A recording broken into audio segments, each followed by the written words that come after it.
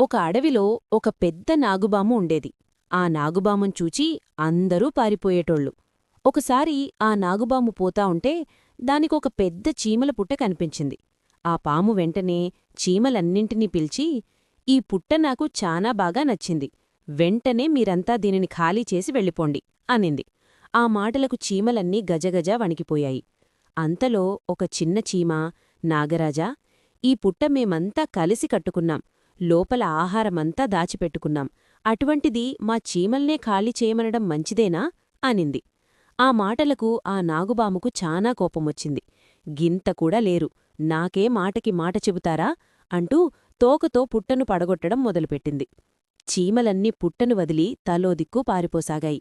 అప్పుడా చిన్న చీమ వాటినాపింది.